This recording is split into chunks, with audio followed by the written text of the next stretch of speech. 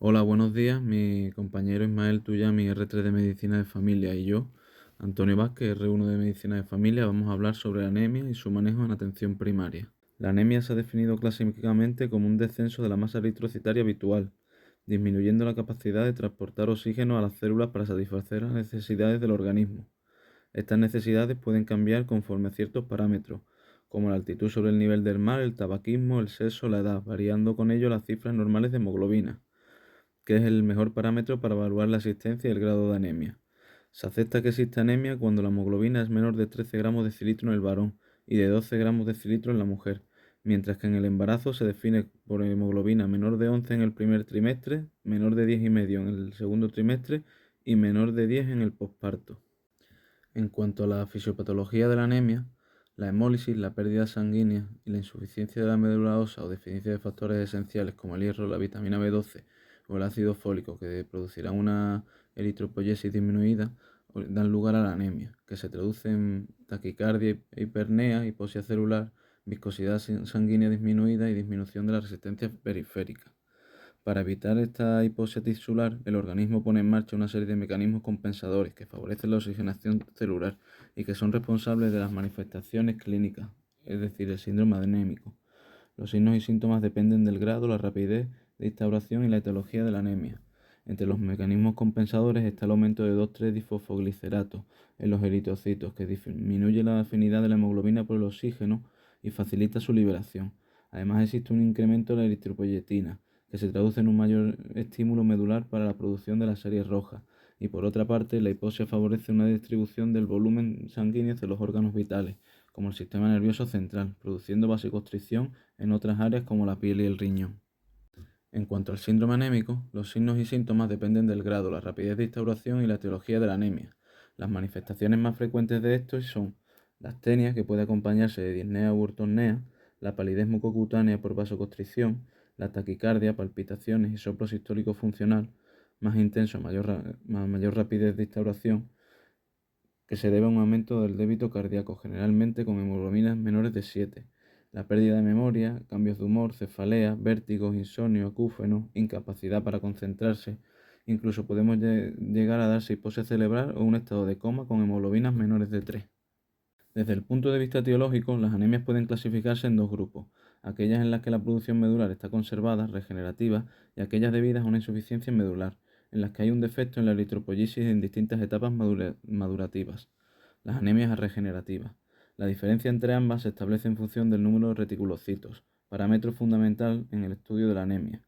En cuanto a las anemias regenerativas, con reticulocitos altos, podemos destacar la poshemorragia aguda, las anemias hemolíticas, ya sean tanto corpusculares como extracorpusculares, que serían las adquiridas, que pueden deberse a causas inmunes o a causas no inmunes, como causas mecánicas, por válvulas, prótesis y agentes tóxicos. En cuanto a las anemias regenerativas, con reticulocitos bajos o normales, se pueden deber a alteraciones en la célula madre, por desplazamiento de la eritropoyesis en la médula, ya sea por invasión medular o mielostisis, y por déficit o trastorno de factores eritropoyéticos, déficit de hierro, déficit de vitamina B12 o ácido fólico, o alteración en las hormonas tiroideas, de presencia de corticoides, andrógenos o de efecto de eritropoyetina. En cuanto al diagnóstico, deberemos realizar una adecuada anamnesis y exploración física, un hemograma, un recuento de reticulocitos, como hemos visto anteriormente, para clasificar las anemias en regenerativas y arregenerativas, un frotis de sangre, un perfil férrico, otras determinaciones bioquímicas que nos ayudarán a clasificar las anemias y una biopsia de médula ósea. En cuanto a la anamnesis y la exploración física, hay que preguntar acerca de hemorragias, tanto agudas como crónicas, ya sean ginecológicas, gastrointestinales o urológicas, fármacos y consumo de otros tóxicos, especialmente alcohol y antiinflamatorios no esteroideos, hábitos dietéticos, antecedentes personales, como enfermedad hepática, renal, endocrinológica, reumatológica. Debemos preguntar también acerca de infecciones recientes, de historial de transfusiones y antecedentes familiares en el caso de anemias de larga evolución.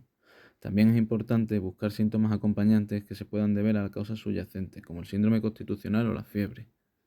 En segundo lugar, es fundamental la realización de un hemograma, que nos dará información acerca de la cantidad de eritrocitos, de la hemoglobina, el hematocrito, que indica el porcentaje volumétrico que ocupan los eritrocitos en la sangre, del volumen corpuscular medio, tamaño medio de los hematíes, siendo lo normal entre 80 y 100 femtolitros, En función del volumen corpuscular medio, se establece una clasificación morfológica de la anemia en 3 grupos: normocítica, microcítica y macrocítica, como veremos más adelante, la cual es la más utilizada para dirigir el diagnóstico etiológico. También obtendremos información acerca de la hemoglobina corpuscular media, que es la cantidad de hemoglobina que porta cada eritrocito. Disminuye en anemia ferropénica y en las talasemias, dando lugar a hipocromía, mientras que aumentan las patologías como la ferocitosis o la macrocitosis de cualquier origen. El frotis de sangre periférica confirma los hallazgos del hemograma, aportando además valiosa información sobre la morfología eritrocitaria. Podemos encontrar alteraciones del tamaño, como macro o microcitosis, poiquilocitosis, donde los eritrocitos presentan muchas formas, o anisocitosis, donde hay una amplia variedad en el tamaño de los eritrocitos. Pueden estar presentes inclusiones citoplasmáticas, como el punteado basófilo, característico de la intoxicación por plomo, los cuerpos de Hein, que son precipitados de hemoglobina desnaturalizada por déficit de glucosa y fosfato deshidrogenasa, o los cuerpos de Howell-Holly, típicos de la esplenetomía. Podemos encontrar también alteraciones de la coloración, como la hipocromía, que se deben a una baja concentración de hemoglobina corpuscular en el hematíe. También alteraciones en la forma, como los esferocitos, típicos de la esferocitosis hereditaria o adquirida, las células en diana o dianocitos, que están presentes en hepatopatías o talasemias, o los depranocitos, que son eritrocitos con forma de hoz, característicos de la anemia de células falciformes. También puede haber alteraciones en la distribución, como el fenómeno de Rouleau o la aglutinación, característicos de paraproteinemias. En cuanto al perfil férrico, este nos puede dar una valiosa información para establecer un diagnóstico diferencial entre los diferentes tipos de anemia, como veremos más adelante. Tendremos en cuenta la sideremia o el hierro plasmático, que disminuyen la ferropenia y la anemia de enfermedades crónicas. La ferritina sérica, su nivel se correlaciona con los depósitos de hierro. La transferrina, que transporta el hierro en el plasma, su síntesis aumenta cuando hay déficit de hierro. Y el receptor soluble de transferrina, que depende de la cantidad de precursores eritroides y del hierro tisular. Su incremento es proporcional a la magnitud de la deficiencia de hierro, y su concentración no aumenta en procesos inflamatorios, a diferencia de la ferritina. Otras determinaciones bioquímicas a tener en cuenta serán la lactato deshidrogenasa, la bilirrubina indirecta y la lactoglobina, si se sospecha de hemolisis, la vitamina B12 y el ácido fólico en anemias megaloblásticas, y las hormonas tiroideas, andrógenos o corticoides si se sospecha de alteraciones hormonales. En cuanto a la biopsia de médula ósea, esta está indicada en los casos de anemia normocítica con reticulocitos bajos sin una causa identificable, o en casos de anemia asociadas a otras citopenias. A continuación, vamos a ver 3 cuadros de diagnóstico diferencial de las anemias, atendiendo a su volumen corpuscular medio, es decir, a su tamaño. En las anemias microcíticas, aquellas con un volumen corpuscular medio menor de 80 femtolitros, debemos tener en cuenta la sideremia o el hierro plasmático. Aquellas en las que encontremos un hierro plasmático disminuido, deberemos hacer diagnóstico diferencial entre anemia ferropénica, en la que encontraremos una ferritina baja, una transferrina alta y una saturación de transferrina baja, y la anemia de enfermedades crónicas, donde la ferritina será alta, la transferrina baja y la saturación de transferrina también baja.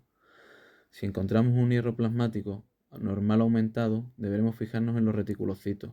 Estarán disminuidos en la anemia sideroblástica, donde también encontraremos sideroblastos en anillos en la médula ósea, y estarán normales o aumentados estos reticulocitos en las talasemias.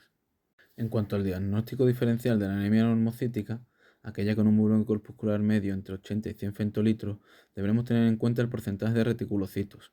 Si estos son normales o disminuidos, podemos encontrarnos ante una anemia de enfermedad crónica, o bien ante una infiltración medular, una aplasia medular, una melodisplasia o una leucemia, si hay alteraciones en otras series, por lo que debemos realizar un estudio de médula ósea. En cambio, si el porcentaje de reticulocitos está aumentado, se puede deber a una anemia poshemorrágica, si hay historia de sangrado reciente, a hiperesplenismo, si hay esplenomegalia, o anemia hemolítica, si están aumentados factores como la lactato deshidrogenasa o la bilirrubina. En el diagnóstico diferencial de la anemia macrocítica, aquella con un volumen corpuscular medio mayor de 100 femtolitros, en primer lugar deberemos descartar causas no hematológicas como la hepatopatía, el alcoholismo, el hipotiroidismo, la enfermedad pulmonar obstructiva crónica o el tabaquismo. Una vez descartadas, tendremos que tener en cuenta el porcentaje de reticulocitos. Si estos son normales o disminuidos, deberemos medir los niveles de vitamina B12 y ácido fólico, ya que nos podemos encontrar ante una anemia por déficit de vitamina B12 o de ácido fólico. En cambio, si estos son normales, deberemos realizar un estudio de médula ósea, ya que podemos estar ante un síndrome mielodisplásico. En cambio, si el porcentaje de reticulocitos es elevado, Podemos estar ante una anemia poshemorrágica si ha habido un sangrado reciente o una anemia hemolítica, si la lactato deshidrogenasa está elevada o la bilirrubina está elevada. A continuación vamos a hablar de los principales tipos de anemia. En primer lugar, hablaremos de la anemia ferropénica. Esta está considerada como un problema de salud global. Es la principal causa de anemia a nivel mundial, afectando a más de 2.000 millones de personas. En España presenta una incidencia variable, siendo aproximadamente del 20% en mujeres de edad fértil y entre el 10 y el 15% en adolescentes. Se incluye dentro de las anemias regenerativas y se caracteriza por ser microcítica e hipocroma. Como su nombre indica, está presente en estado de déficit de hierro, en los que éste resulta insuficiente para satisfacer las necesidades individuales. También se debe a pequeñas pérdidas hematológicas crónicas, como puede ser el sangrado digestivo. En cuanto a la etiopatogenia de la anemia ferropénica, esta puede ser por diferentes causas, entre las que destacan el aumento de pérdidas por hemorragia aguda, hemorragia crónica, que puede ser gastrointestinal, la que es la causa más frecuente en varones y en mujeres posmenopáusicas, debido a esofagitis, gastritis, neoplasia o infección. Genitourinaria, como la metrorragia o la hematuria, sobre todo en varones de mayores de 50 años. También puede ser debida a hemólisis intravascular y a la hemoglobinuria paroxística nocturna. Se puede deber a una disminución de la absorción, que es poco frecuente, y debemos sospechar cuando no existe una etiología clara o hay una escasa respuesta al tratamiento sustitutivo. Puede ser por medicamentos y alimentos como calcio o déficit dietético, enfermedad celíaca, infección por Helicobacter pylori o a gastritis atrófica autoinmune. También puede estar debido a un aumento de la demanda, sobre todo en niños y en adolescentes y en el embarazo o la lactancia. En cuanto a la clínica de la anemia ferropénica, además del síndrome anémico, ya explicado anteriormente, es posible hallar manifestaciones clínicas directamente relacionadas con la ferropenia, como son la estomatitis angular, molestias linguales, la atrofia papilar, la sequedad de boca, caída del cabello, coiloniquia, uñas en cuchara, fragilidad ungueal, pirosis, síndrome de piernas inquietas o cefalea. Del mismo modo, podremos encontrar una exacerbación de síntomas de procesos subyacentes, como la angina en la enfermedad coronaria, la disnea en la insuficiencia cardíaca o la confusión en la demencia. En cuanto al diagnóstico de la anemia ferropénica, deberemos realizar una historia clínica y una exploración física completa, en la que se incluyan antecedentes personales y familiares, modo de vida, hábitos dietéticos y tóxicos, medicación habitual, el tiempo de evolución.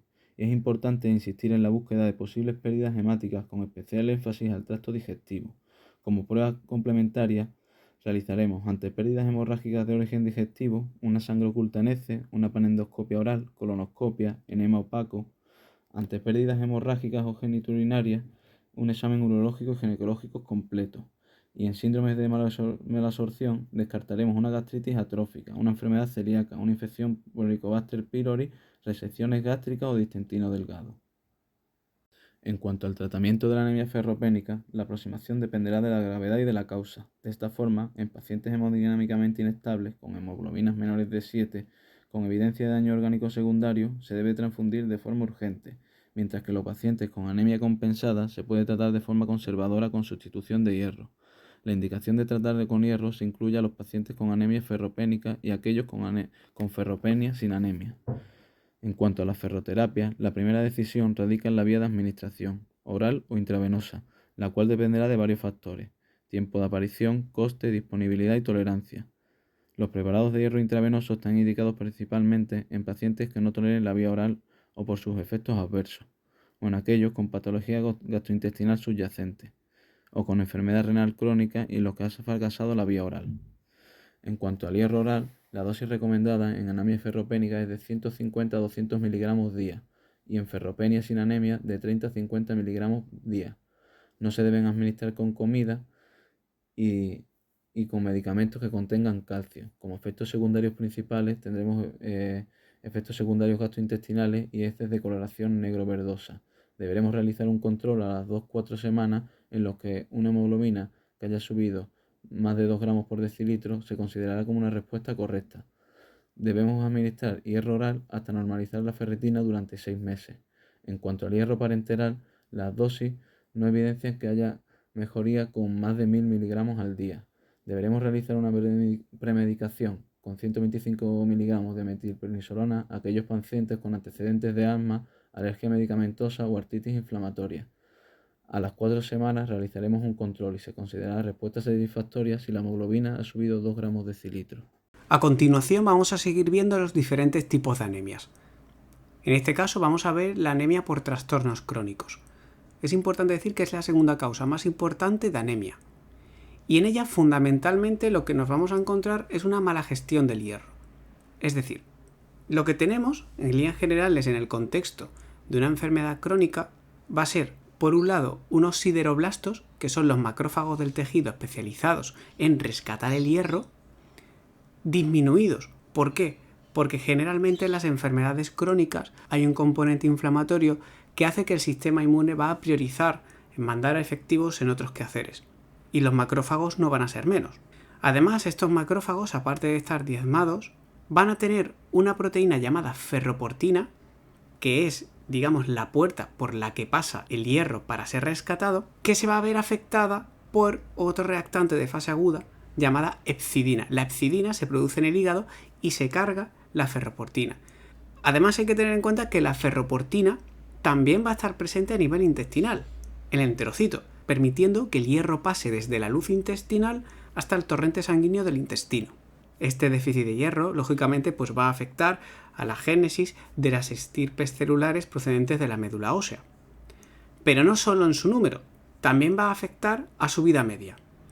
Además hay que tener en cuenta que ese mismo componente inflamatorio que hemos hablado antes de las enfermedades crónicas va a hacer que haya una serie de citoquinas, entre ellas el interferón y el TNF, que va a afectar a la productividad de la médula ósea. Es decir, no la va a dejar trabajar correctamente.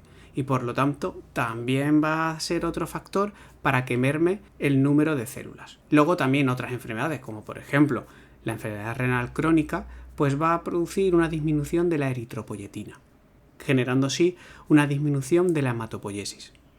En cuanto a la clínica, básicamente lo que nos vamos a encontrar es la misma clínica que puede haber en cualquier síndrome anémico, sumado además a la clínica de la propia enfermedad. No obstante, también hay que tener en cuenta que a veces los síndromes anémicos son asintomáticos, así como ciertas enfermedades, como por ejemplo el cáncer. En cuanto al diagnóstico, vamos a tener por un lado una analítica de sangre. En esta analítica pues vamos a pedir una bioquímica con perfil férrico y además un hemograma y coagulación. Si tenemos la posibilidad también de pedir parámetros de autoinmunidad, pues lo vamos a hacer. Además luego tenemos otras pruebas, como por ejemplo cultivos o estudios histológicos para intentar filiar la enfermedad de base. Por último también tenemos estudios de médula ósea, mediante aspirado o biopsia, en los cuales lo que nos vamos a encontrar es un mayor depósito de hierro y un menor número de sideroblastos.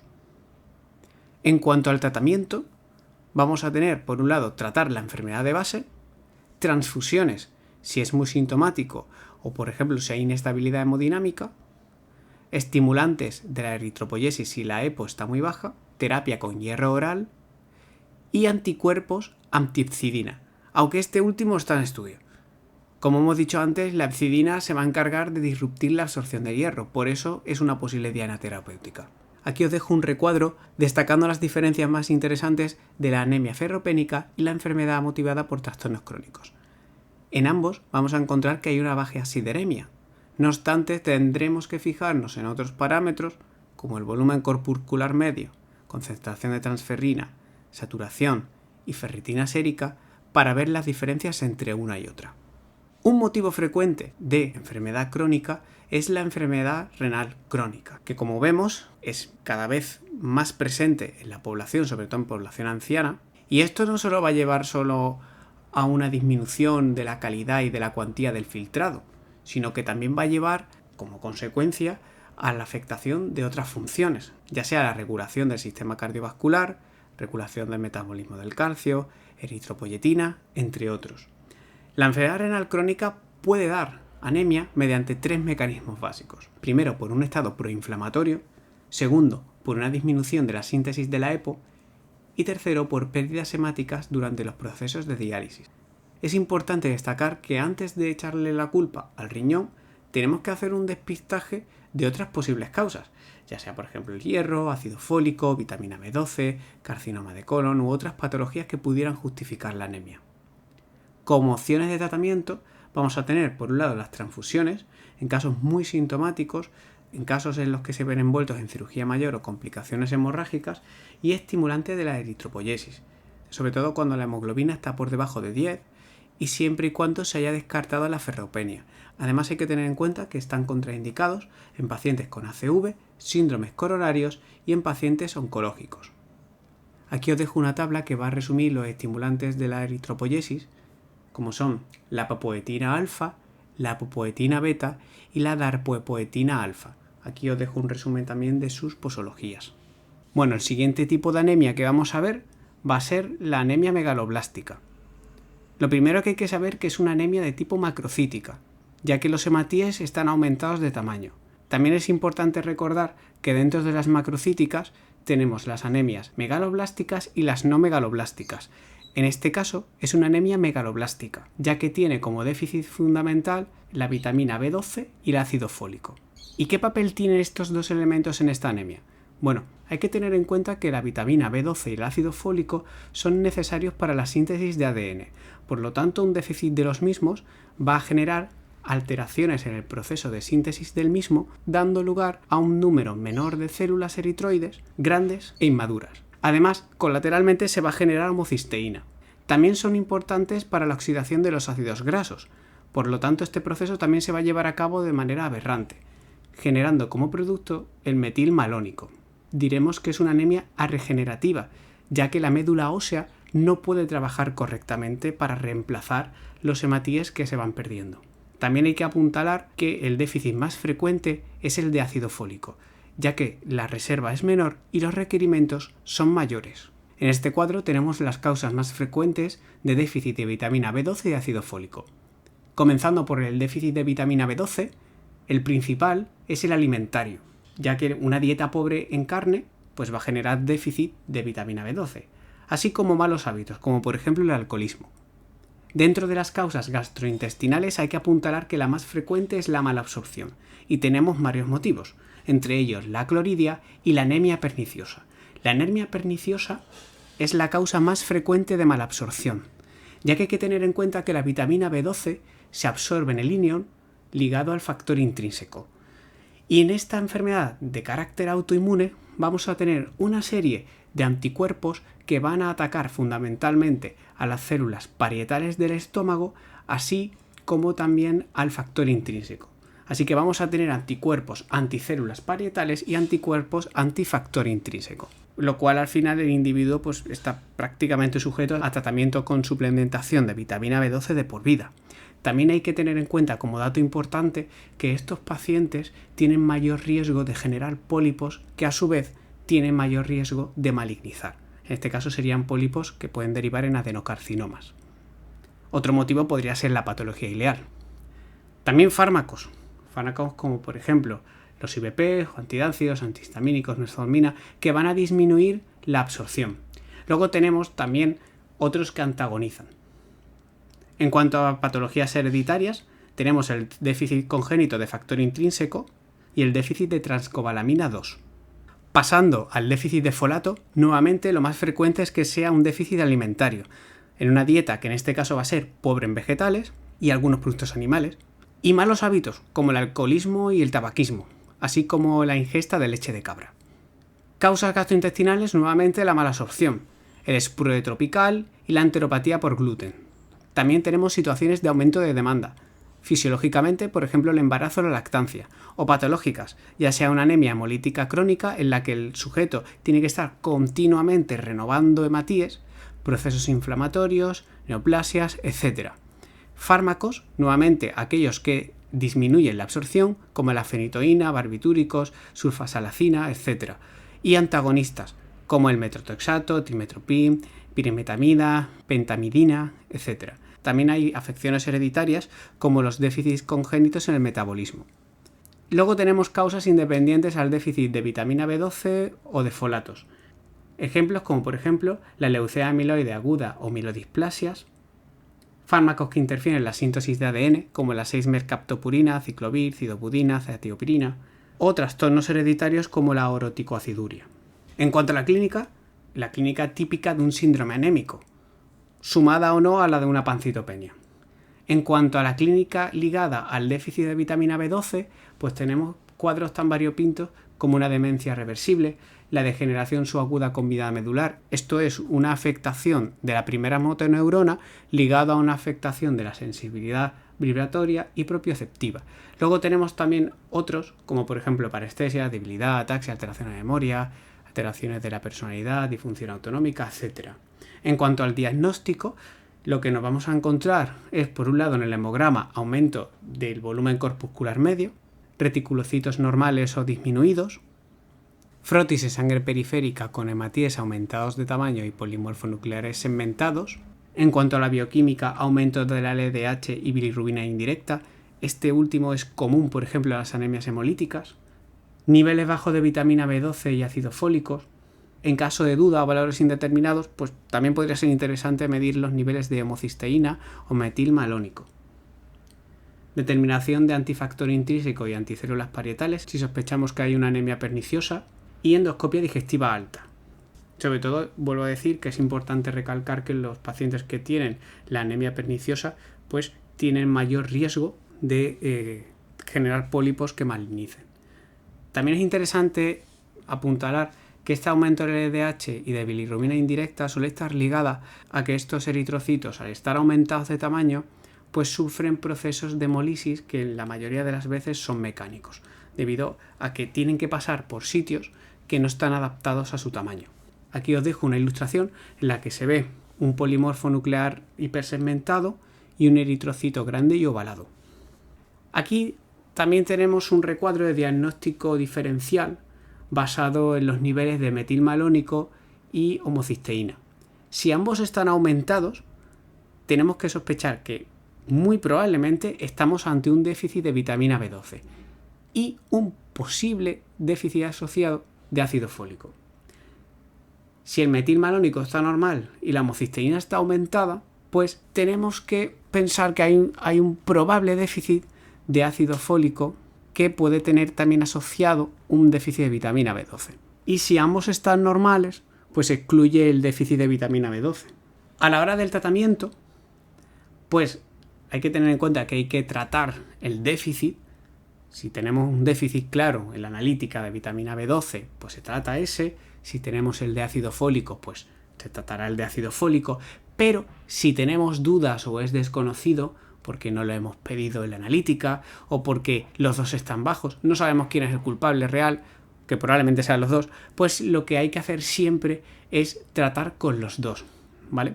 Siempre. No se nos puede escapar un déficit de vitamina B12, ya que podría empeorar la clínica neurológica. Y si no está, pues producirse. También hay que destacar en la monitorización que hay que vigilar las cifras de potasio, así como de ácido úrico. Además, una vez que iniciamos el tratamiento, generalmente los reticulocitos tienden a subir a la semana. La hemoglobina empieza a subir en torno a los 2 meses. Y en cuanto a la LDH y la bilirrubina indirecta, estas se suelen ir normalizando paulatinamente. Puntualizando más sobre el tratamiento, pues tenemos en primer lugar el tratamiento del déficit de vitamina B12. Tenemos 2 opciones. Opción 1, pues la opción intravenosa intramuscular, y la opción 2, la vía oral. En este caso, pues optaríamos por comprimidos de 1 o 2 miligramos al día. Y luego, en el caso de optar por la vía parenteral, pues tenemos que discernir si hay clínica neurológica o no hay clínica neurológica. Si no hay clínica neurológica, optaremos por 1 miligramo 3 veces en semana durante 2 semanas. Luego pasaremos a 1 miligramo cada 3 meses. Esa es una primera opción de pauta. Y luego otra opción de pauta podría ser 1 miligramo al día durante una semana, luego pasamos 1 miligramo a la semana durante un mes y luego pasamos a 1 miligramo al mes. Todo esto, por supuesto, pues habría que ir monitorizando. Si tenemos clínica neurológica, pues vamos a optar por 1 miligramo al día hasta mejoría y luego pasaríamos a 1 miligramo cada 2 meses durante 6 meses. Esto sería un ejemplo de pauta. Otro ejemplo de pauta sería 1 miligramo cada 2 semanas durante 6 meses. Por regla general, a modo de anexo, pues se añade también profilaxis con ácido fólico, aunque a dosis más bajas, de 400 microgramos al día. Esta dosis va a distar bastante de la dosis que empleamos cuando hay un tratamiento de déficit de ácido fólico propiamente dicho, ya que ahí usaremos comprimidos de 5 miligramos al día durante 4 meses o hasta la corrección de la causa. En esta diapositiva tenemos un cuadro que va a ilustrar las principales diferencias entre los déficits de vitamina B12 y ácido fólico. Empezando por las fuentes, la vitamina B12 proviene más de fuentes de origen animal y el ácido fólico proviene más de fuentes de origen vegetal. Es cierto que también podemos obtenerlo de algunos animales, sobre todo de vísceras como hígado y riñón. En cuanto a las reservas, las de vitamina B12 son mayores, de 3 a 6 años, en cambio las de ácido fólico son más reducidas, de 3 o 4 meses. Además, que los requerimientos de ácido fólico son mayores, por lo tanto va a ser el déficit más frecuente sin duda. La absorción de la vitamina B12 se lleva a cabo en el ilion, por lo tanto, en aquellas enfermedades con afectación de dicha zona, como puede ser por ejemplo un Crohn, pues estos pacientes van a tender lógicamente a tener con mayor frecuencia déficit de vitamina B12. Además hay que recordar que esta vitamina se absorbe junto al factor intrínseco, que será la diana de la anemia perniciosa. En cambio, el ácido fólico se absorbe más a nivel de duodeno y yeyuno. Causa más frecuente en ambas suele ser la dietética, pero excluyendo esta causa sería la vitamina B12, la anemia perniciosa, y el ácido fólico, el alcoholismo. En cuanto a la clínica, como dijimos antes, pues ambas pueden dar una clínica de anemia, pero nos interesa más la clínica de la vitamina B12, sobre todo en la esfera neurológica. En cuanto a los productos derivados de esos déficits, pues tendríamos la homocisteína y el ácido metilmalónico. Como dijimos antes, pues si se elevan los dos, eso nos orientaría más a un déficit de vitamina B12.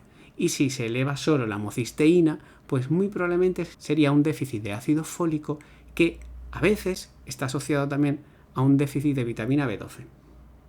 Y luego el tratamiento pues sería básicamente lo que hemos explicado antes, reponer dichas vitaminas, en este caso vitamina B12 y ácido fólico.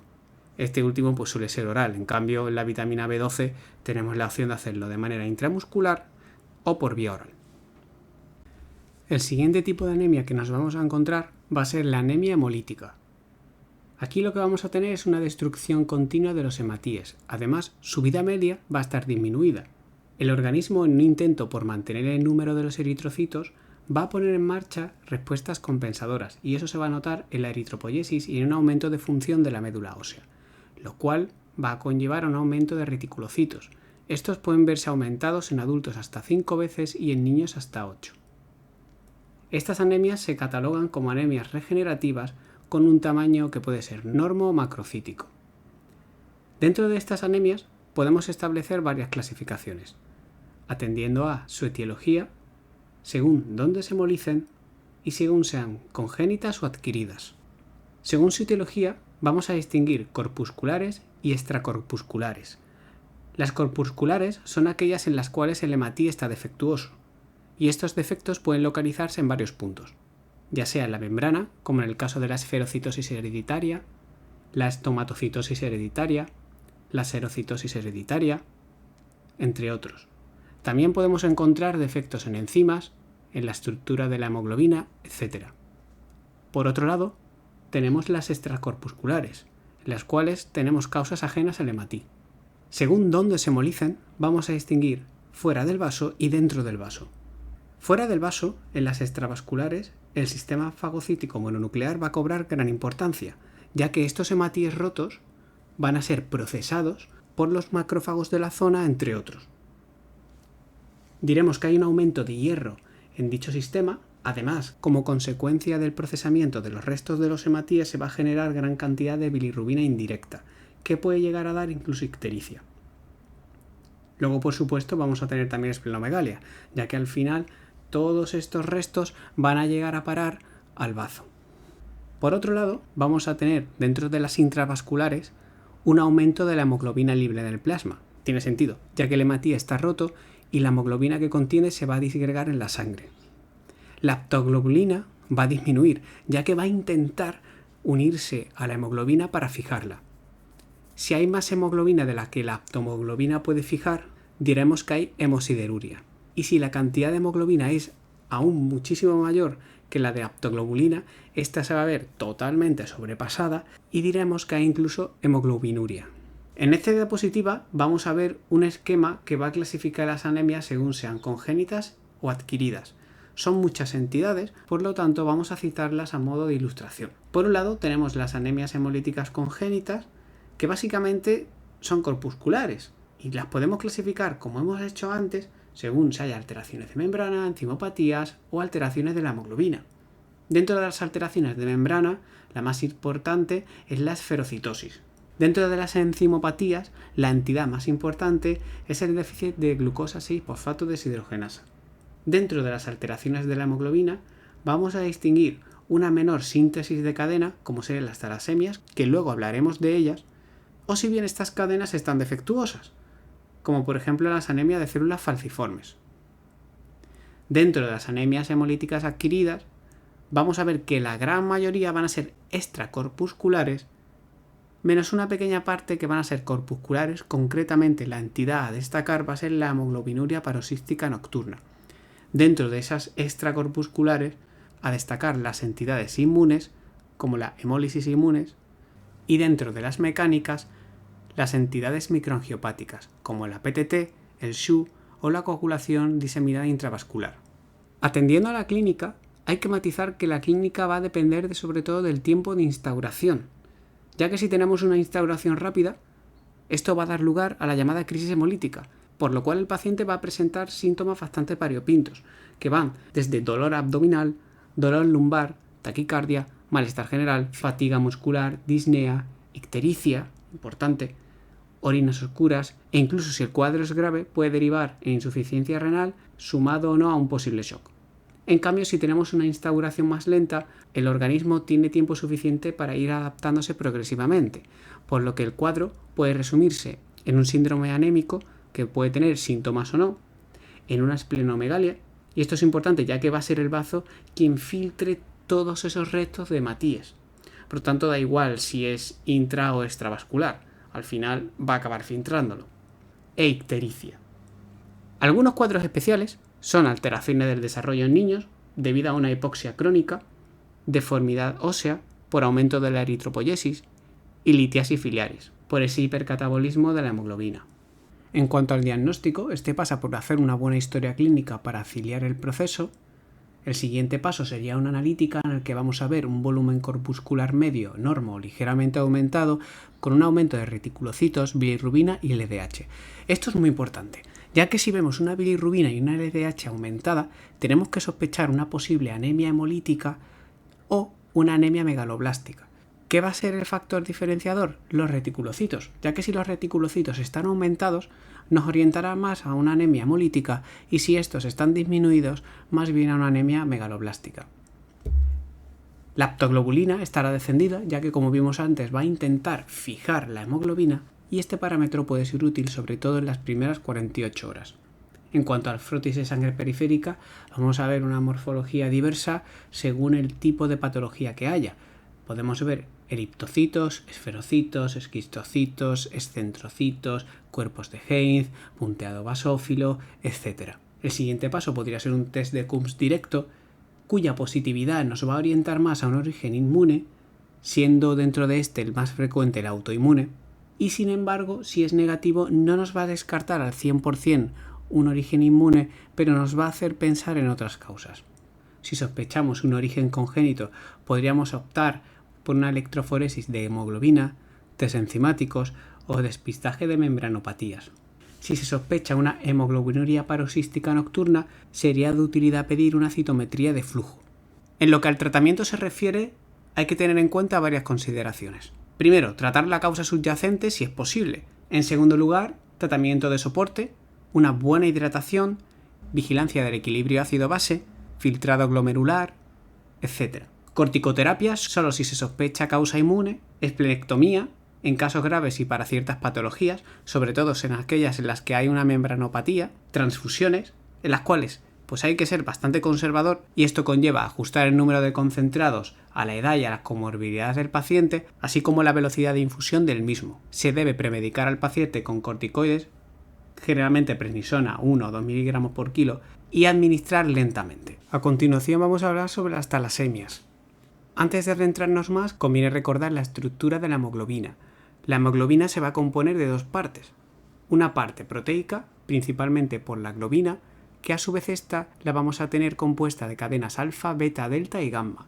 Y por otro lado la parte protoporfírica, que es básicamente el grupo hemo, siendo este un ion en su forma ferrosa. En adultos vamos a tener tres tipos de hemoglobinas.